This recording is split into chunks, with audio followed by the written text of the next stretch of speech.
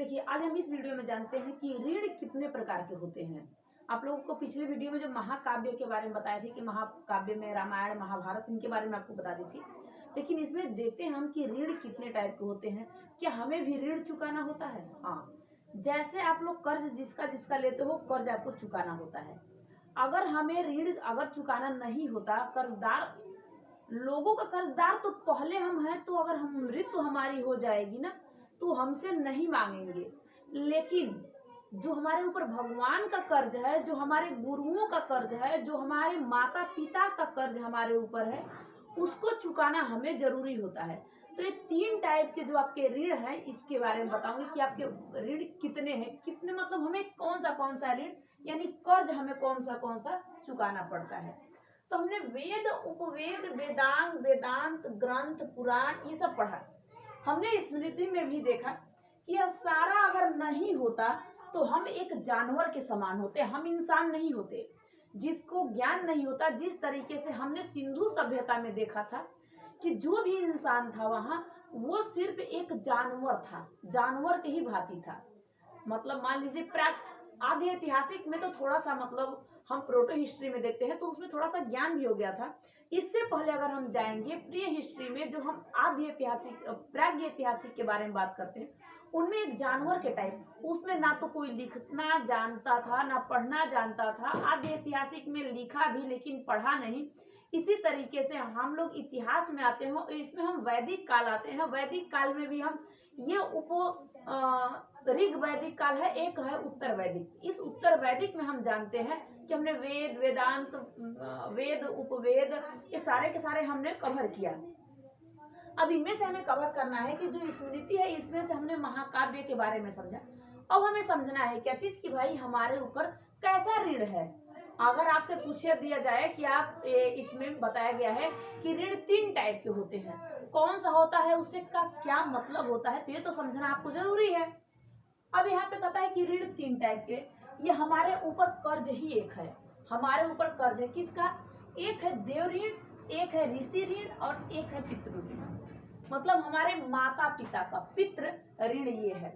मतलब देव यानी देवताओं का कर्ज हमारे ऊपर है, जो हमें हमारे माँ के गर्भ में हमें भेजे, हमारे माँ के गर्भ में हमें भेजे। और हम जब गर्भ में रहते हैं तो हम कहते हैं हे प्रभु, हमें इस नर्क से या इससे क्या होता है, अंदर हर एक चीज मल मूत्र जो भी है उसको रहता है, उसके अंदर हम लोग रहते हैं। और हम कहते हैं भगवान अगर हमें बाहर आप कर दीजिए तो हम आपका प्रणाम बारंबार करेंगे। लेकिन उसका पालन कोई करता नहीं है, और जब करता नहीं है तो ये हमारे ऊपर ऋण रह जाता है और हमें यहाँ नहीं मरने के बाद ऊपर चुकाना पड़ता है। लेकिन जो हम यहाँ का कर्ज लेके रहते हैं, ये तो हम मर जाएंगे तो हमारा कर्ज खत्म हो जाएगा। लेकिन वहाँ का कर्ज हम कैसे चुकाएंगे? इसके लिए हमें क्या करना पड़ता है? जब हमें देव ऋण को मतलब चुकाना है तो इसके लिए हम देवताओं का पूजन करवाते हैं, यज्ञ करवाते हैं, हवन करवाते हैं, जिससे हमें इससे मुक्ति मिले। हम क्यों रोज सुबह आप नहाते धोते हो, भगवान का जरूर नाम लेते हो कि हे भगवान आपने मुझे हमारा जो दिन है ये शुभ करना, मतलब ढंग का हमारा ये दिन चले। कभी कभी आप सो के उठते हो तो कहते हो किसका हमने मुंह देख लिया कि जो ऐसा हमारे साथ हो रहा है, लेकिन ऐसा कुछ नहीं, अब भगवान का ही ध्यान। तो ये हमारे ऊपर एक कर्ज है, जिस कर्ज को हमें चुकता करना है। तो हम कैसे चुकता करते हैं? हम कहीं भंडारा करा दिए, फर्स्ट क्लास का भंडारा चल रहा है, लोग खा रहे हैं, गरीबों का भी सेवा हो रहा है, हम भगवान का पूजन कर रहे हैं, हम हवन कर रहे हैं, हम यज्ञ करवा रहे हैं, हम बहुत बड़ा बड़ा कुछ करवा रहे हैं कि नहीं हमारा ये ऋण हमारा क्या है, खत्म हो जाए। यानी भगवान के जो भगवान का कर्ज हमारे ऊपर है ये भी खत्म हो जाए। इसके लिए एक तो ऋण ये समझ लिए। दूसरे ऋण में क्या है? ऋषि ऋण। अब ये ऋषि ऋण क्या होता है? जो हमें शिक्षा देने का काम करता है, यानी जो हमें शिक्षा देता है, जिससे हमने ज्ञान लिया।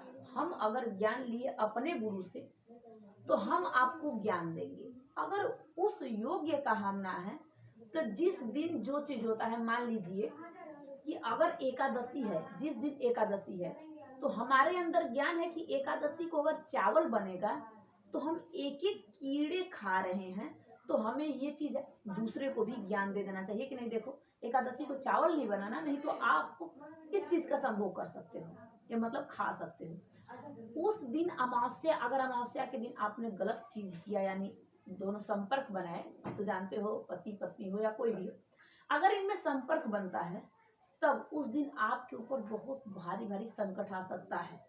अमावस्या के दिन उस समय जो बच्चा भी होगा ना तो विकलांग पैदा होता है। लोग कहते हैं विकलांग क्यों है, तो कारण यही होता है कि उस दिन हमें ये काम नहीं करना चाहिए। तो इस चीज के लिए अगर हमें हमारे अंदर ज्ञान है तो उसे ज्ञान अगर हम बांट देंगे तो ये हमारा क्या है, इस ऋषि जो ऋषि हमारे ऋषि ऋण है, इससे कुछ हमें तो मुक्ति मिलेगी। मतलब हम अच्छे अच्छे ज्ञान दे दिए, हम अच्छे अच्छे आपको बताने लगे कि आपको ये काम ऐसे करना चाहिए, किसी को गलत रास्ते पे नहीं ले जाना चाहिए। कहते हैं कि अगर हम फूल किसी के लिए नहीं बिछा सकते तो हम उसके लिए कांटे भी नहीं बिछाएंगे, नहीं बिछाना चाहिए कभी भी कांटे। तो इसलिए आप लोग भी, अगर आपके माँ बाप आपको पढ़ाते हैं लिखाते हैं अच्छे, आप माँ बाप को भी लात मारो तो मार दोगे तो इससे आप कोई धनवान और बहुत बलवान धनवान है जो, क्योंकि वो भी आपके ऊपर कर्ज एक है और उस कर्ज को भी चुकाना होता है। लेकिन इस कर्ज को चुकाने के लिए आपको जब भी जैसे भी मौका मिले, टाइम मिले, उस कर्ज को चुकाने के लिए आप लोग मतलब सक्षम हो कि हम चुका सके। अब देखो, अब यहाँ पे हमने क्या बताया कि भैया आपके ऊपर बहुत सारे मुसीबत आ सकती हैं, तो जो आपका ऋषि ऋण है, इसको अगर आपको शिक्षा आप किसी को देते हो, अच्छे अच्छे ज्ञान बांटते हो, इससे आपकी कष्ट दूर हो सकती है। यानी आप इस ऋषि ऋण से मुक्ति पा सकते हो। लेकिन ये ऋण है, आधा दे रहे हो या पूरा दे रहे हो, जब तक आपका ज्ञान खुल गया कि हम दूसरे को ज्ञान दे सकते हैं तो आप ज्ञान देना स्टार्ट करिए। ये नहीं कि आप चुप बैठ जाइए, नहीं, इससे नहीं, इससे मतलब नहीं है। आप उसको ज्ञान दीजिए, गलत रास्ते पे चल दिया उसको रास्ता अच्छा दिखाइए। ये है ऋण। और किसका ऋण है तो आपको पता है ये ऋण किसका है, जिसने ये वेद, उपवेद, वेदांत, ग्रंथ, पुराण, स्मृति, ये सब जिसने लिखा था, उनका हमारे ऊपर कर्ज है। हम उसको पढ़ते हैं और पढ़ के तब हमें अपने को ज्ञान अर्पण करते हैं। अगर ये लोग ये चीज न लिखे होते तो आज हम अज्ञानी होते, आज हम जानवर के समान होते।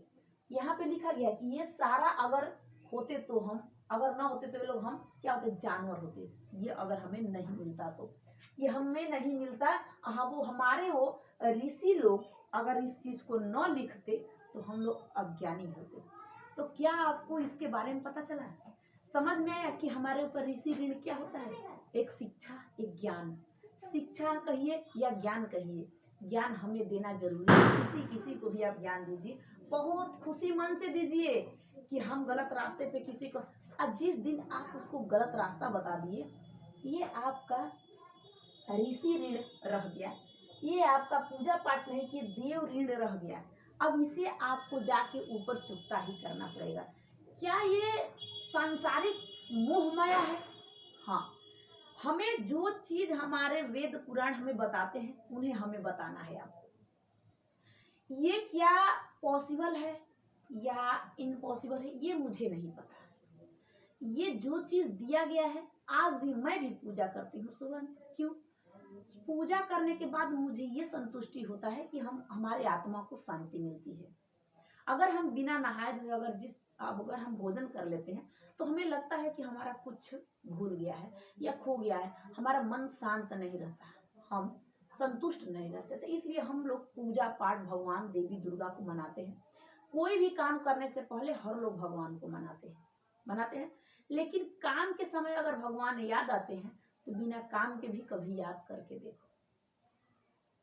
अगर जो इंसान सुख में, जो दुख में सुमिरन सब करे आ सुख में करे न कोई, आज जब सुख में सुमिरन सब करे तो दुख काहे को। दुख में सुमिरन सब करता है लेकिन सुख में सुमिरन कोई ना देवता का करता है। लेकिन वही लोग अगर सुख में सुमिरन कर दे तो दुख काहे को हो। यही तो कहा गया है, यही तो आपको पता होना चाहिए। यही है आपका ज्ञान, बुद्धि, सब कुछ इसी में भरा है। इससे आपको पता चल जाएगा कि हाँ सच में ये बात सही है कि हमें अपने दुख में नहीं, हमें पहले भगवान का सुख में सुमिरन करना चाहिए। यहाँ पे पहले आप सुख में सुमिरन कर लो, तब आपको दुख भी नहीं हो सकता। आप दुख में कर रहे हो तो भगवान कहेंगे कि इसने मेरा सुख में भी किया था, इसने मेरा दुख में भी किया है, इसका साथ देना सही है। ठीक है। अब एक आता है, आपने क्या देखा, देव ऋण, आपने देखा ऋषि ऋण, और एक होता है पितृ ऋण। ऋण जो हमारे पिता हैं, माता हैं, हमसे जो दादा परदादा सब लोग हैं, इनका हम लोग अगर अच्छा ढंग से श्राद्ध करा देते हैं, इनका श्राद्ध में लोगों को भोजन करा देते हैं, इससे हमें मुक्ति मिलती है, इससे हमें बहुत ज़्यादा मुक्ति मिलती है भैया। इनके ऋण से भी हम उद्धार होते हैं। लेकिन आपका एक ऋण है जो मातृ ऋण है, जो माता का कर्ज है हमारे ऊपर, इसे हम चुकता नहीं कर सकते। चाहे जीवन में कितना भी किसी को माता का कुछ भी अगर हाथ पैर धो के पी भी लो, तो माता के ऋण से कोई चुकता नहीं होता है, ना होता है, ना हुआ है, ना होगा। तो ये होता है मातृ ऋण। तो ये माता का ऋण है, तो ये नहीं, ये हमारे ऊपर 3 ऐसे कर्ज हैं जिनको हमें चुकाना है, जिनको हमें क्या है। अब ये है पितृ ऋण में संतान के ऊपर है, ये अपना चुकाएगा। एक तो श्राद्ध भैया उसका कर्म है जो कि पितरों के प्रति श्रद्धा और कृतज्ञ रहे, मतलब कृतज्ञ रहे कि हम इस काम को करें, हम इनके ऋणों को हम चुका सके। तो ये हमारा था क्या चीज, ऋण, जिस ऋण को हम चुकाना चाहते हैं। अब इस ऋण के बारे में आप लोग समझ लेंगे। अब आपको ये भी, मैं ज्योतिष नहीं हूँ या कुछ भी मान लीजिए कि मैं आपको बता दूं कि अमावस्या के दिन आपको ये काम करने से ये चीज होती है, ठीक है, मैंने उतना तो बता भी दिया, फिर भी आपको करना है करना, पालन नहीं करना है न करना। लेकिन किसी को भी दूसरे को अगर आपको मौका मिल जाए तो अच्छे रास्ता दिखाना, कभी भी गलत रास्ता न दिखाना। गलत रास्ते पे जाने वाला अगर वो चला गया, गलत हो गया, फिर आप वो तो परेशान जितना होगा उससे 2 गुना आपको, मतलब आपके ऊपर ज्यादा हो जाएगा परेशानी।